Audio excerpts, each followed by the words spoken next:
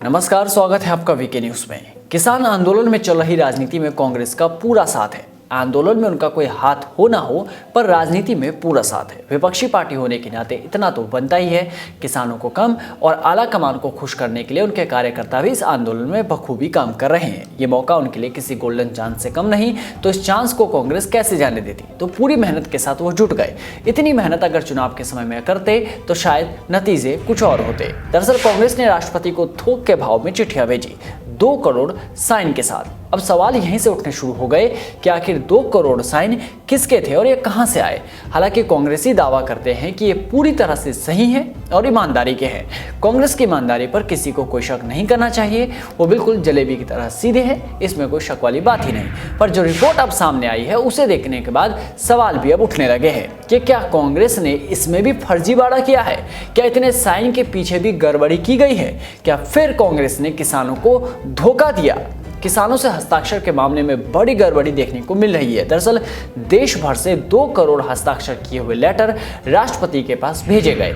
दिल्ली से भी हस्ताक्षर कराए गए। राजधानी में 1.5 लाख से ज्यादा हस्ताक्षर कांग्रेस को मिले। सीधा सा अर्थ है कि राजधानी दिल्ली से 1.5 लाख किसानों का समर्थन कांग्रेस को मिला। सच्चाई ये है कि इनमें आधे से ज्यादा हस्ताक्षर मजदूरों के हैं। ये बात हम नहीं कह रहे। इस बात को साबित किया है दिल्ली सरकार के राजस्व विभाग ने, जो आंकड़ा दिया है। कांग्रेसियों को शायद ये बात अब हजम ना हो। दरअसल दिल्ली सरकार के राजस्व विभाग के मुताबिक राजधानी में करीब 45,000 हेक्टेयर भूमि पर खेती होती है, जबकि किसान परिवारों की संख्या 40,000 के लगभग है।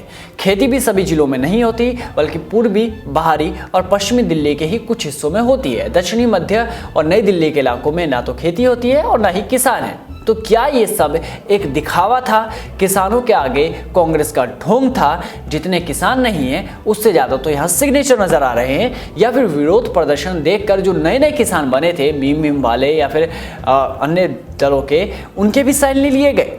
ये अपने आप में एक बड़ा सवाल है। पर पार्टी का कहना है कि कृषि कानून के विरोध पत्रों पे किसानों से ज्यादा खेतीहर मजदूरों के हस्ताक्षर कराए गए।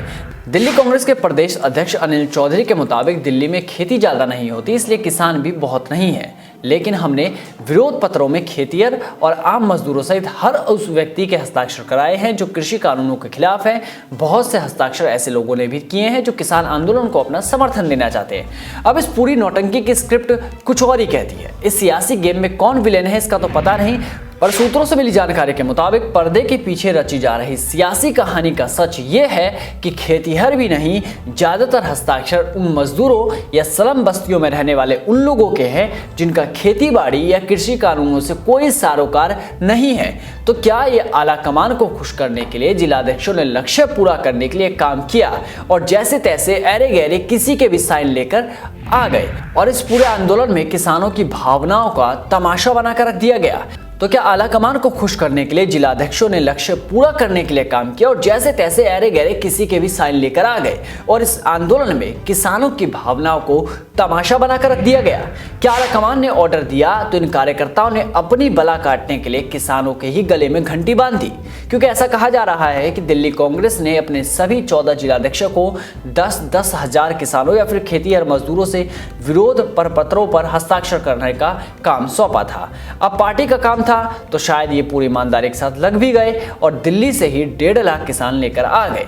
वाह रे वाह, क्या धोखा दिया है। क्या इन नेताओं ने किसानों की भावनाओं का मजाक बनाकर रख दिया है। एक तरफ तो ये कांड और दूसरी तरफ राहुल गांधी ये कहते रहे कि वो किसानों के साथ है, वो उनके साथ चलेंगे, वो उनके हमराही बनेंगे। किसानों को भी क्या मालूम था कि साथ चलते चलते राहुल गांधी इतने आगे चले जाएंगे कि शायद ही किसी को नजर आए। कांग्रेस की इस पोल पर आपकी क्या राय है, कमेंट बॉक्स में जरूर बताएं। तब तक आप भी बने रहिए वीके न्यूज के साथ। नमस्कार।